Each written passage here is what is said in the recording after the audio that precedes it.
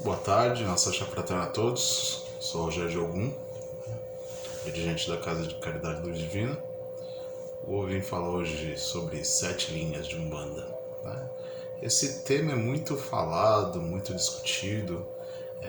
Algumas vertentes apresentam linhas diferentes, colocações diferentes. Falando de forma cronológica, a primeira vez que aparece as 7 linhas de Umbanda foi em 1925, quando Léo de Souza cita as primeiras 7 linhas de Umbanda. Ele era um jornalista, umbandista, que acaba escrevendo sobre isso. A segunda citação sobre as 7 linhas vem em 1941, no primeiro Congresso Brasileiro de Umbanda. Aí se define também, mas aí já muda algumas configurações nessas 7 linhas. Em 1942, Lourenço Braga também escreve sobre as 7 linhas de Umbanda e dá também colocações diferentes dessas 7 linhas. Em 1952, o Primado de Umbanda lança suas 7 linhas, que já são colocadas de forma diferente. Em 1955, Lourenço Braga ele redefine as 7 linhas dele. Ele coloca algumas coisas voltadas com a hierarquia angelical e tal. Em 1956, Mata e Silva também define as 7 linhas da Umbanda esotérica. Em 1964, o Primado de Umbanda ele faz uma reformulação das suas 7 linhas. Em 2003, que aí vai ser as 7 linhas, acho que o pessoal conhece mais, que é as 7 linhas do Saraceni, ficaram mais famosas e tal. Em 1910, Janaína de Azevedo, outra escritora, ela também dá a colocação dela do que são as 7 linhas de Umbanda. E na verdade outros ritos apresentam essas 7 linhas de formas diversas. O ritual que eu sigo, o Banto Ameríndio, essa tradição também tem suas 7 linhas.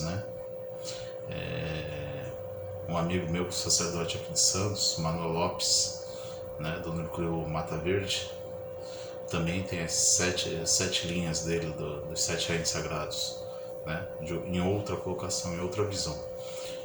O que são essas 7 linhas, afinal de contas? 7 linhas, na verdade, até antes de 2003, ou seja, até 64, 65, até os anos 80, elas definiam 7 forças de trabalho.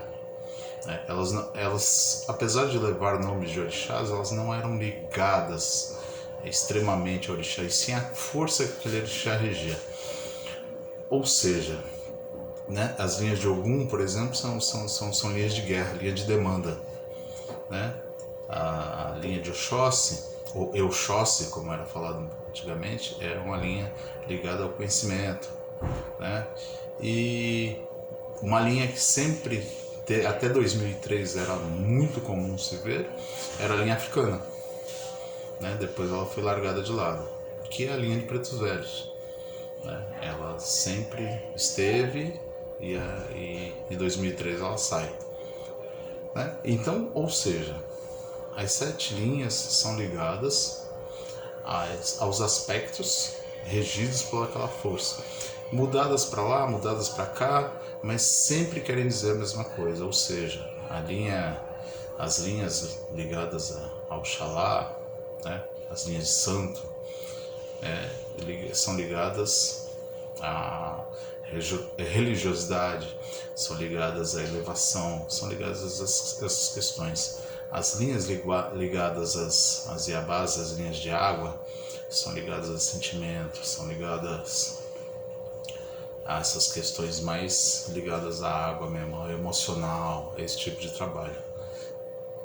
As linhas ligadas a Ogum, como eu falei, são linhas ligadas à demanda, à batalha mesmo, a linha de Oxóssi, ligadas ao Oxóssi, caboclos, são linhas mais ligadas à questão de prosperidade, de conhecimento. A linha ligada a Xangô, né, são as linhas ligadas à justiça. E as linhas ligadas aos africanos, as linhas africanas ou linhas de preto velhos, eram extremamente ligadas à magia. E isso foi um pouco esquecido hoje. Mas são as linhas mais ligadas à magia, né? São as linhas africanas. Não vou falar das minhas 7 linhas, né, da tradição que eu sigo, porque elas são guardadas em alguns segredos de obrigações, então eu não posso ficar explanando elas muito bem. Mas também não fogem muito disso que eu estou falando, né? Elas não vão muito além disso que eu estou falando. Elas estão meio limiadas também nesses parâmetros, né? Ou seja, o que eu quero dizer com isso? A questão de orixá, né? A visão de orixá dentro dessas 7 linhas não é a mesma visão de orixá que a gente tem do orixá africano, né? Não é essa a mesma questão, mesmo porque na Umbanda a visão de orixá é totalmente diferente da visão africana, né? Logo vou estar falando um vídeo sobre isso, qual que é a visão umbandista sobre orixá, né? Então esse pequeno esclarecimento, né, como eu falo, não é a verdade absoluta, e sim a verdade que eu vivo, e a verdade que eu prego, e a verdade que eu aprendi nas minhas convivências, nas minhas vivências, nos meus estudos, né? É isso que eu tenho como verdade para mim, né? De repente você dá uma vertente totalmente diferente, ou te fala que as 7 linhas são totalmente diferentes, né? Então siga aquilo que seu dirigente, seu orientador lhe diz. Em um dado momento, eu não lembro quem foi o autor agora de cabeça, também criou as 7 linhas de Quimbanda, né? Que eram, em algumas vertentes, acreditam que é uma força contrária, em outras acreditam que são forças complementares, mas também colocaram as 7 linhas de Quimbanda ali. Não vou entrar em pormenores de cada linha, porque eu estaria tendo que entrar nos pormenores de cada tradição.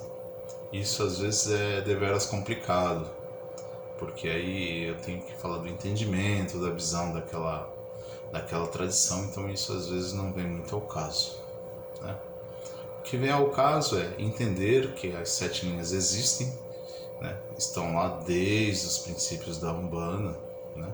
Apesar de a primeira vez que ser falado foi só em 1925, mas tem outras que seguem com isso anterior a isso. Isso que a gente tem é de relatos de papel, de falados em público e coisas assim, né? Tem tradições que têm suas coisas muito reservadas e não tocam nem nesse assunto para quem não é daquela tradição, como é o caso da tradição do Banto-Ameríndio, né? A gente não fala muito para quem não é da tradição, e mesmo para quem é, se não tiver determinada obrigação ainda, vai aprendendo quando chega a cada obrigação, né? 7 linhas às vezes estão ligadas com 7 graus hierárquicos, tá? Dependendo da tradição, né? Vou citar a minha tradição, Banto-Ameríndio, a tradição, né, do primado de Umbanda também é ligado a isso. Então são aspectos aí que regem, né, vários ritos de Umbanda, várias tradições umbandistas, né? Meu axé fraterno a todos, né? Que Exame nos abençoe e proteja sempre, que Ogum nos guarde e nos proteja sempre, e meu Ori saúda o seu Ori. Axé.